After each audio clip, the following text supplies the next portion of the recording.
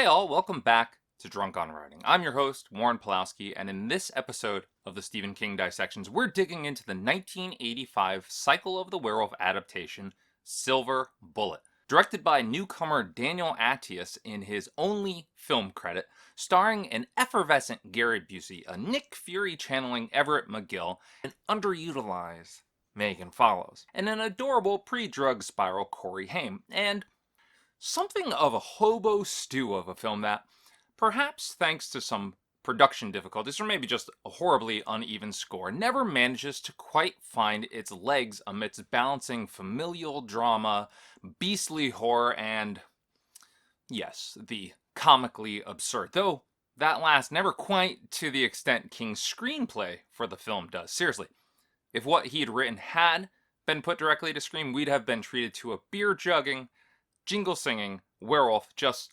minutes into the film. Kind of almost feels like we were robbed now, doesn't it? I think the late Roger Ebert may have put voice to this precarious struggle best in his Silver Bullet review, where he wrote, "Stephen King's Silver Bullet is either the worst movie ever made from a Stephen King story or the funniest. It is either simply bad or it is an inspired parody of his whole formula. It's a close call, but I think the movie is intentionally funny. It is a close call, but I certainly laughed. A lot. And while Silver Bullet may not exactly be the Cycle of the Werewolf adaptation I had in mind after reading the novella, and it's certainly far from the best King adaptation out there, I will say it's fun. It doesn't overstay its welcome, and unlike many of those other adaptations, it does have absolutely horrific moments that made my skin crawl, even on a second viewing, and by my count, at least two perfectly terrifying shots that may very well now be seared into my brain, one of which really made me want to watch Lost again. Of course, before we get into all that, if you're a Stephen King fan, be sure to head on over to and subscribe to youtube.com/drunkonwriting, where officially, with this video, I've just finished covering the entirety of Stephen King's first decade as a commercial writer. If you don't like ads in your videos, if you like to get your videos as soon as possible, become a Drunk on Writing patron to get early, commercial-free access to every video and podcast, as well as exclusive videos, podcasts, wallpaper, scripts, and more, including the full script for this episode. It's pretty cool. Check out the full slew of offerings at drunkonwriting.com. To all my patrons out there, including this episode's sponsors, my best friend Ariya and my brother David, thank you for being you. I mentioned Roger Ebert's review back there, and it was that piece that was my first taste of Silver Bullet. It happened while I was working on the dissection for Cycle of the Werewolf, while researching contemporary reaction, seeing if there was mention, if any, of the novella. There wasn't. And while that introduction I quoted didn't really surprise me, given what I've seen of films in general from this period, this part, something of a left turn for the review, did. And then Uncle Red gives the kid a present. A customized, souped-up, hot rod wheelchair named the Silver Bullet. It kills werewolves, get it? The kid takes off at 60 miles per hour, doing wheelies down the highway, and eventually the movie treats us to the extraordinary sight of the local clergyman in his car trying to run down the kid in the hot rod wheelchair. This is not an image the movies have previously offered us.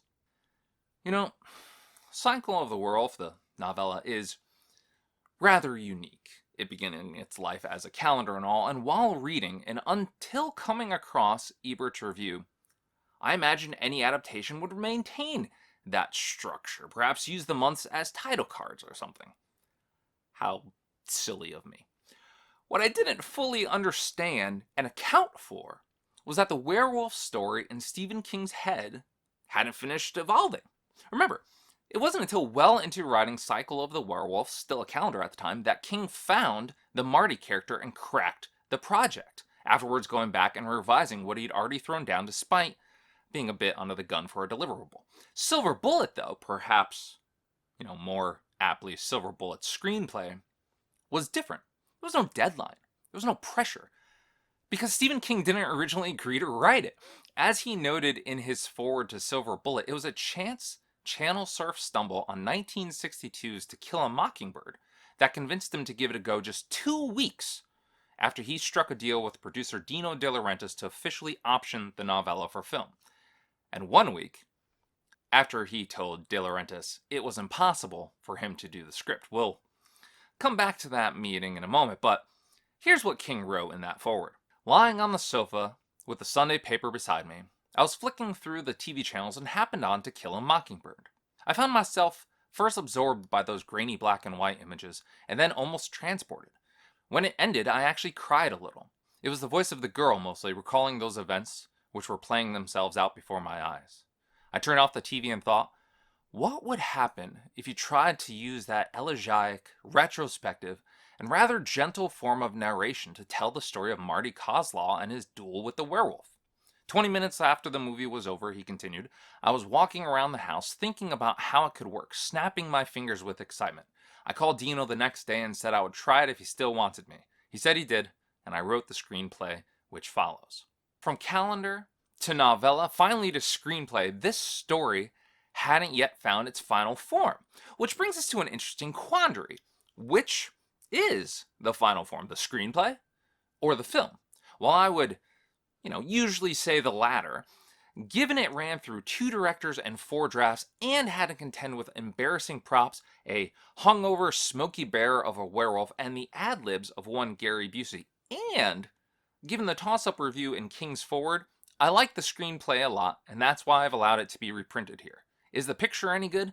Man, I just can't tell. I'd say this, his ludicrous half Evil Dead, half Wonder Years screenplay, is the final form of Stephen King's werewolf story. And what we get in the movie is this, with, a whole lot of inspiration from Jaws, but more importantly, a healthy dose of production reality. Because King's screenplay is present in the film, as is his novella. It's all just been picked apart and redefined. So what may have been a near parody under King's eyes, and don't mistake me here, there's no doubt the screenplay is anything but satirical, and smartly so. After all, it's not like there weren't other werewolf movies already flooding the scene. King admits this even in that foreword. I didn't think Dino or anyone else would be interested in making a werewolf movie, he wrote, especially after The Howling, An American Werewolf in Paris, and Wolfen. All 3 really excellent movies and not a solid financial success among them. And by the time Silver Bullet dropped, you could add Full Moon High, Night of the Werewolf, The Wolf, The Company of Wolves, and Teen Wolf, likely among several others, to that list of releases. So what could King do for film audiences already overexposed to werewolves that would be unexpected, that could push into new territory? You gotta admit, a parody, a satire, a lampoon, whatever you want to call it, kind of seems a smart move, and very much in keeping with King's other early screen efforts as well. 1982's Creepshow, he became a plant in that one.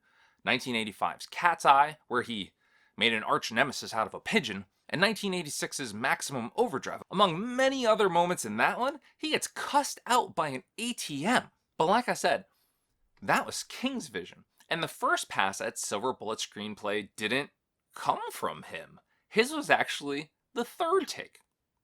The first, according to Don Coscarelli, a self-professed Stephen King fan, and Silver Bullet's original director, already existed when he came aboard, which is its own funny story, as Coscarelli revealed during an interview with the King cast a few months after Coscarelli turned down adapting Conan the Destroyer for, you guessed it, Dino De Laurentiis. He gets another phone call from Dino. He goes, I think I have a project for you. It's based on a work by Stephen King. Like I said, Coscarelli, he's a King fan. My blood pressure shot through the roof, he laughed, explaining further. Dino says, I'll send it over to you.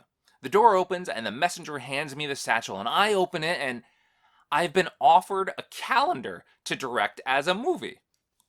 I just love that image. But this uncredited screenplay, De Laurentiis wasn't happy with it, so Coscarelli, the mind behind Beastmaster and Phantasm, as well as a personal favorite, Bubba Hotep, along with the late Sergio Altieri, De Laurentiis' translator, who'd go on to write several projects of his own and who Coscarelli was told he'd be working with, take on the next pass, one that maintained the uniqueness of Cycle of the Werewolf.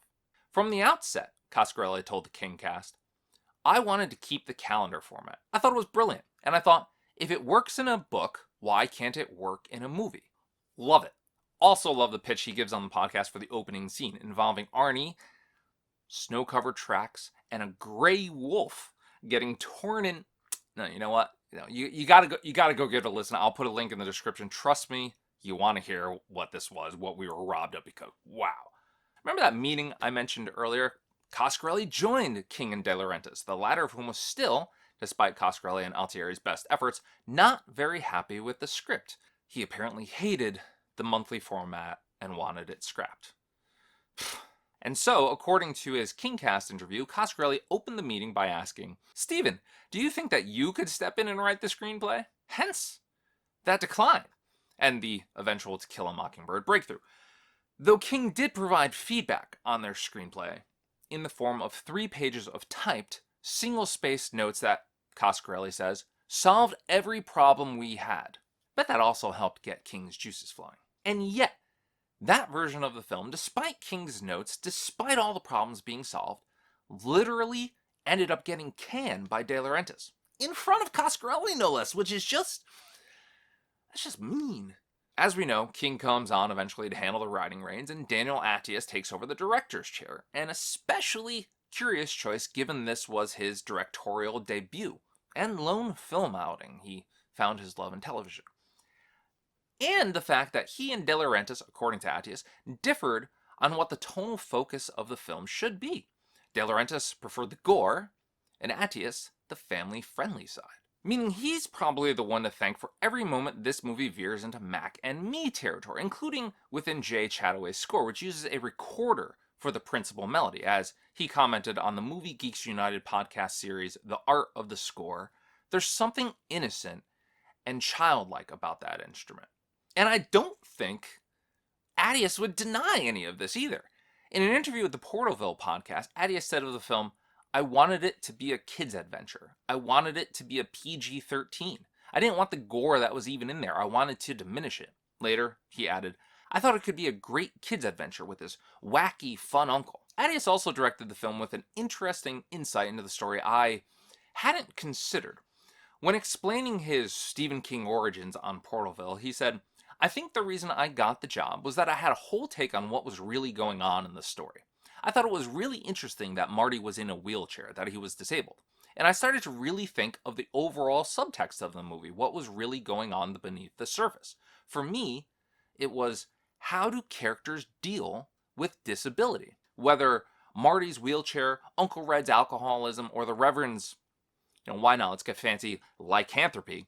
Attias argued each of the main characters is wounded in some way, but Marty is the hero because he's the only one who accepts it." That also helped, of course, inspire the great giving up part of Red and Nan's argument. "I am scared to death that someday he is just gonna give up." He's not gonna give up. Well, he doesn't need you showing him how to do it. That's a good line.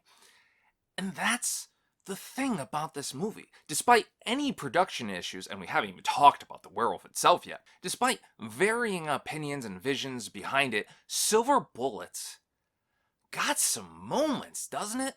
The Stella segment alone is worth the admission. The way the novella's cringeworthy, antiquated chapter was reframed into this heartbreaking, gut-wrenching scene of a young mother getting massacred, and it's even topped off with this near Renaissance painting of a final shot that, to be honest, I think is a little too horrific to show on this channel.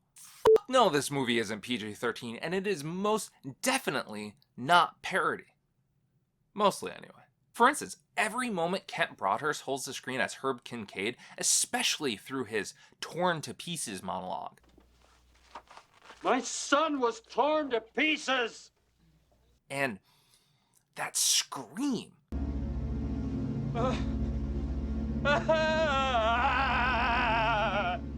You don't often see something as powerful and lingering as that moment. It's certainly a choice.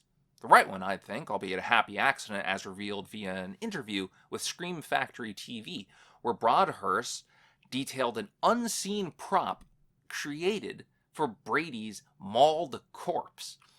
One that, according to him, was unfortunately embarrassing and unusable. As Broadhurst said, it looked like a window mannequin that had been smashed with a hammer and smeared with cranberry juice.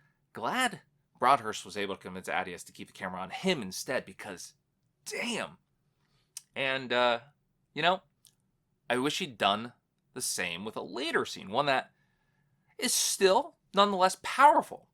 The end of Sheriff Joe Haller, played, of course, by Terry O'Quinn. I screamed out loud when I recognized him. I gotta say that. And this scene, the horror on his face as Everett McGill's Reverend Lowe transforms, it was perfect. And we should have kept on him. It reminded me how amazing O'Quinn was as John Locke on Lost. I think he used that face quite often, actually.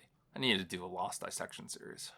But because they didn't stay on him, because they intercut Reverend Lowe's transformation into a werewolf, this scene also showcases the brilliance and the extent of the film's special effects and makeup departments. Which, don't get me wrong, they do their work throughout the film, though especially here and during the mass funeral / nightmare / wolf orgy, which involved a congregation of more than 70 extras with makeup handled by 40 artists.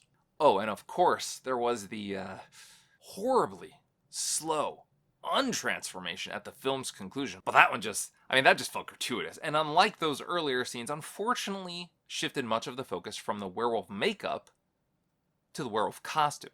Designed by the late Carlo Rambaldi, winner of 3 Academy Awards for special effects, including for designing and creating E.T. Yeah, the guy knew his stuff.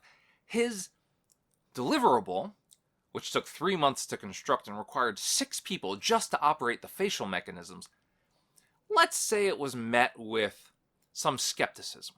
I guess Carlo owed Dino De Laurentiis a favor or something, Adius explained during his interview with Porterville. I don't know what, but Dino wanted him to do it for no money. So Carlo had no money to develop this werewolf. Finally, when it came, he continued, it looked to me like a guy in a bear suit.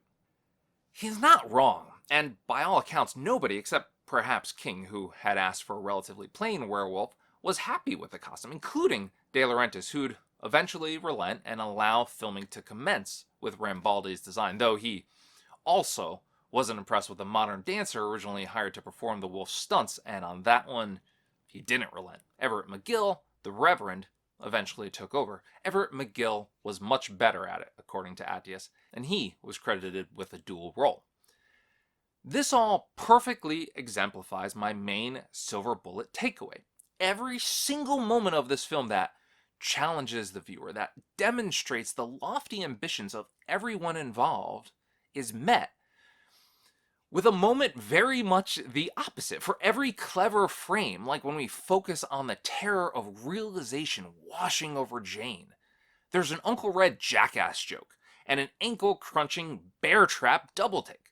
For every decisive, inspiring change, like giving the gunsmith a sobering, matter-of-fact affect to hammer home the situation's gravity, there's a ridiculously ominous greenhouse, a Big Joe and his peacemaker, and a ground fog no one in their right mind would risk an ankle in.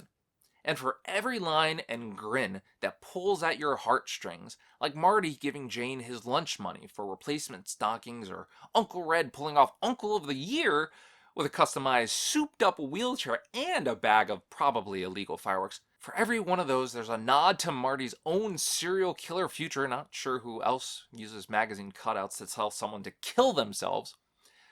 And Uncle Al, ta-da! And surprisingly carefree... this one just gets me every time. Surprisingly carefree parents who have zero qualms leaving their children for a romantic getaway in the midst of a killing spree. It's, like I said, it's a hobo stew of a film, and to be honest, though it's really nothing like I expected, I kind of like it. Weird ad-libs, weird production issues, and all. And can I just say, I hope you end up thinking the same about this episode, because this has been the Drunk on Writing dissection of Stephen King's Silver Bullet. What a film! Until next time, thank you for watching, thank you for listening, and as always, cheers, and keep on writing.